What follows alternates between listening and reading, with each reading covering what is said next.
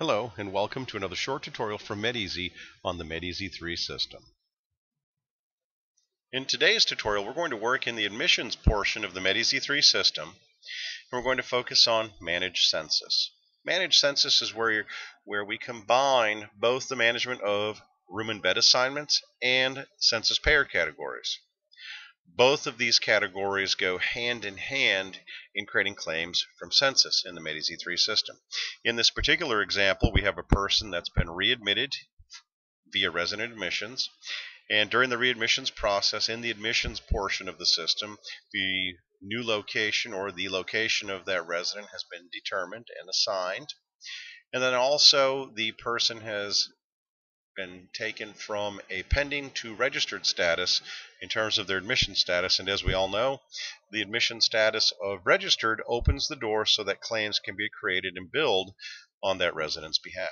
So right now let's look into the Manage Census area, and you can see we have the information listed from this resident. We see that this person is on a skilled level of care. This accommodation code deals with what is used for billing, and I'll show you where you can access that information.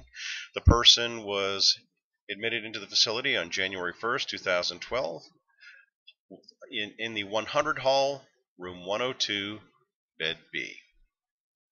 So if we select and click edit, we can look at some of the expanded detail inside the bed assignment record. This is where we look at all the different rooms that are available. This becomes especially important when changing rooms, the different payer categories, the clinical status, accommodation revenue code, etc. 120 for semi-private room. You'll notice that you don't have the ability to change in an existing record their clinical status and effective date, because those are key to enforcing some validation, etc. inside the Managed Census area. So we're going to say that this person has been in the building for several days and they've decided they would like to have a room change.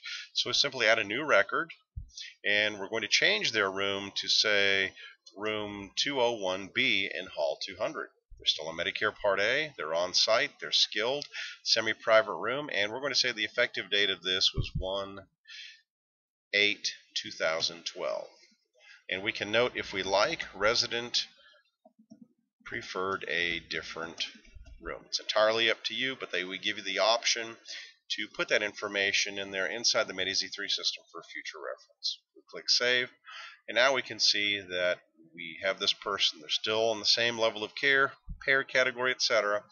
We simply move their room, change their room from 102B to 201B, and they were in the previous room January 1st through January 7th, and on the 8th is when they started their new stay in room 201B.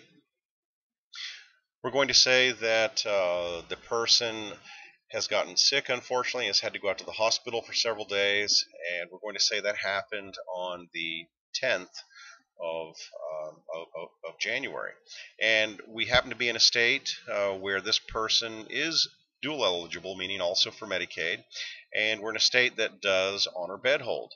And so I'm going to show you how we do accommodate that now, because you have the opportunity to capture these bed hold days. The Medeasy3 system will allow you to do that. So we'll click New, and we're going to change the payer category to Medicaid Skilled. Their clinical status is also going to change because they're going to go out on hospital leave. They were at a skilled status when they left, and they were in a semi-private room, and the effective date is the 11th.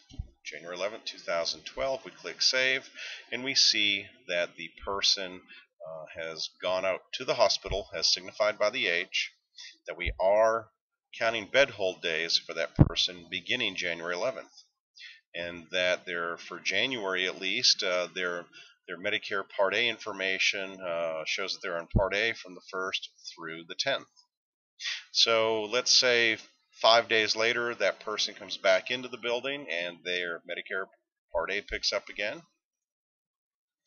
And they're going to go back to the same room because the room was held for them. Part A, on-site, skilled, semi-private room. And that is going to be on the 16th. And you'll see now that we've changed the payer category from Medicaid Skilled back to Part A. Still in the same room, room 201B, etc.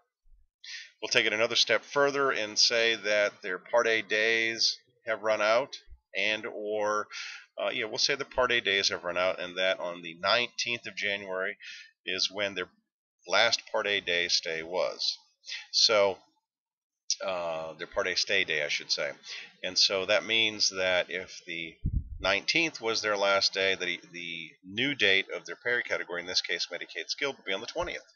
So we'll select New, Medicaid Skilled, On-Site, etc. All this has been the same. 1/20/2012.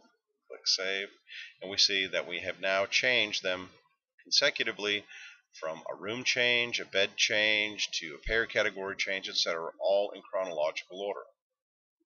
We'll say that this resident unfortunately takes a turn for the worse and has to go back out to the hospital again. We'll say on the 23rd. We'll simply change the clinical status to hospital leave on the 23rd.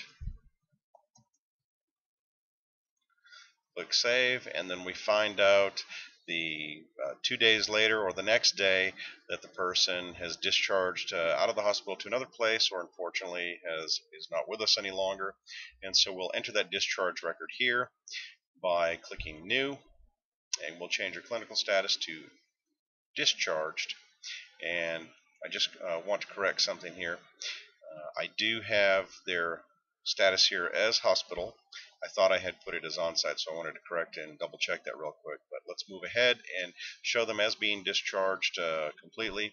So we'll click New, and we will simply change their payor category is not going to change. We'll change the clinical status to discharged on the 15th, I believe I said that was. And you can see that the 15th was not a correct date. So the system alerts you and says, wait a minute, the start dates get to be previous than all the other start dates. This is not an uncommon thing that can happen in a business office with many interruptions, etc. So I'm going to click Close, cancel what I was doing, and make sure I've got my dates correct. In this case, January 23rd, it was the 24th, where they were ultimately discharged from the hospital and have not come back to our facility. So I'm going to click New, change their status to discharged on the 24th. Click Save, and there we go. We see HD. That means they were out on hospital leave and then ultimately discharged, and it was on the 23rd where they were discharged, and these are the hospital leave days, etc. So we've taken you through a whole series of changes in census information related to bed assignments and payor category. On behalf of Medeasy, I would like to thank you for viewing today's tutorial. Please be sure to visit us on the web at www.medeasyinc.com. Thank you and have a great day.